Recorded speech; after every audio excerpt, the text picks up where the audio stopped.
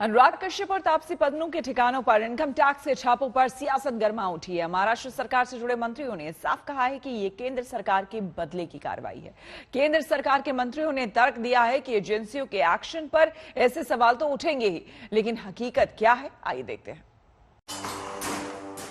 क्या तापसी पन्नू और अनुराग कश्यप को जानबूझकर टारगेट किया गया? क्या केंद्र सरकार पर सवाल उठाना अनुराग कश्यप को महंगा पड़ गया? आखिर तापसी पन्नू और अनुराग कश्यप के ठिकानों पर इनकम टैक्स का छापा क्यों पड़ा? सरकार पर बदले की कार्रवाई के आरोप लग रहे हैं। केंद्र सरकार बचाव में लगी है। सरकार के मंत्री कह रहे हैं कि सवाल तो हर बात पर उठते हैं। सवालों का क्या है? ये तो सवाल उठाएंगे जब हमारे सुरक्षा बल आतंकवादियों का सफाया करेंगे, तब भी सबूत तो सवाल पूछते हैं। ये जब जो है वो हमारे देश के सम्मान, देश के स्वाभिमान की रक्षा होती है, तब भी जो है इनको लगता है कि इस पे भी जो है वो कुछ खोट है। तो इसलिए जो एजेंसियां हैं उनको स्वतंत्र ढंग से अपने काम करने देना चाहिए। इस तरह के बेवकूफियों के सवाल से कोई फायदा नहीं है। जो लोग सरकार के खिलाफ भूमिका लेते हैं, सरकार की नीतियों के खिलाफ आवाज उठाते हैं, कहीं ना कहीं उनके खिलाफ ईडी हो, सीबीआई हो, इनकम टैक्स हो, इसका इस्तेमाल होता है। पिछले कई दिनों से अनुराग कश्यप हो, तापसी हो, कहीं ना कहीं मोदी सरकार की नीतियों पे खुलकर कटाक्ष वो लोग कर रहे थे, आवाज उठा रहे थे। उन्हें दबाने के लिए इस तरह की कार्रवाई की गई है। सवाल यूं ही नहीं उठ रहे हैं। अनुराग कश्यप तो बरसों से सोशल मीडिया पर केंद्र सरकार की खिंचाई करते रहे हैं। 16 दिसंबर 2019 के ट्वीट में अनुराग ने केंद्र सरकार को फासिस्ट करार दिया था। अपने ट्वीट में उन्होंने लिखा था, बात अब बहुत बढ़ गई है, इस मुद्दे पर लंबे समय तक चुप नहीं रहा जा सकता। ये सरकार साफ तौर पर फासिस्ट है। जो आवाज उनके खिलाफ उठती है वो दबा दी जाती है। ये देखकर मुझे गुस्सा आता है। 16 अक्टूबर 2016 को अनुराग कश्यप ने लिखा था, एक चीज साफ कर दूं, मैं शिकायत करता हूं क्योंकि सरकार से मैं अपेक्षा करता हूं कि वो हमारी सुरक्षा करे। प्रधानमंत्री से मैं सवाल करता हूं क्योंकि इसका मुझे अधिकार है। अनुराग कश्यप लगातार कई मुद्दों पर केंद्र सरकार की खिंचाई करते रहते हैं। कई लोग और कई मुद्दे उनके खास निशाने पर रहे हैं। प्रधानमंत्री नरेंद्र मोदी और गृह मंत्री अमित शाह पर अनुराग कश्यप ने कई बार निशाना साधा। लॉकडाउन के फैसले पर उन्होंने प्रधानमंत्री नरेंद्र मोदी की आलोचना की।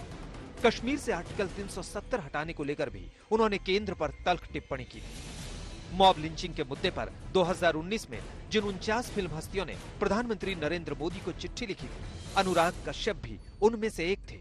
दिसंबर 2015 में जब प्रधानमंत्री नरेंद्र मोदी ने अचानक पाकिस्तान का दौरा किया था, तब अनुराग कश्यप ने उनकी आलोचना की थी।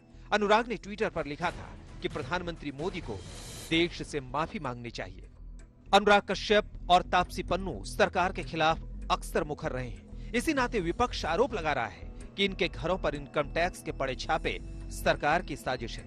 शिवसेना नेता प्रियंका चतुर्वेदी ने अपने ट्वीट में लिखा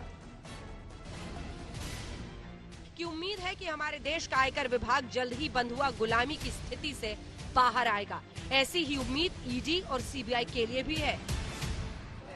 मैं इस देश के 130 करोड़ जनता को आह्वान करना चाहता हूं कि देश से अब जो है डेमोक्रेसी, लोकशाही खत्म होती जा रही है, डिक्टेटरशिप आ रही है। अब राजा और नवाबों का जो है हुकूमत चल रही है कि राजा साहब के शान में किसी ने बोल दिया तो उसे सीधा जेल भेज दो। डॉक्टर भीमराव अंबेडकर साहब ने हमें हक दिया है कि समाज का सबसे गरीब आदमी और समाज का सबसे आसमान की ऊंचाई पर बैठा हुआ व्यक्ति भी हो तो क्या हुआ, उसको बराबर का दर्जा है और वो बड़े से बड़े आदमी के खिलाफ कानून के दायरे में रह के बोल सकता है।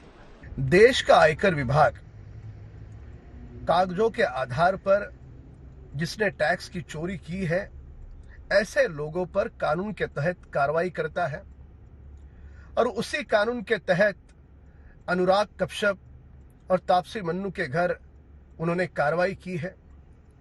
अब जब कानून अपने कानून के दायरे में रहकर कार्रवाई करे, तो इस बात को भी लेकर के कांग्रेस दल और विपक्ष के लोग यदि सियासत का इसको रंग देते हैं तो यह दुर्भाग्यपूर्ण है। फिल्मी सितारों पर सरकारी एजेंसियों के दुरुपयोग को लेकर एक बार फिर बहस चल पड़ी है। सत्ता पक्ष और विपक्ष दोनों के अपने अपने दावे हैं, अपने अपने तर्क हैं।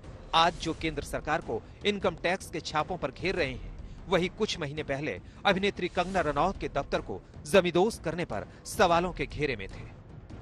विद्या के साथ दिव्येश सिंह, मुंबई, आज तक।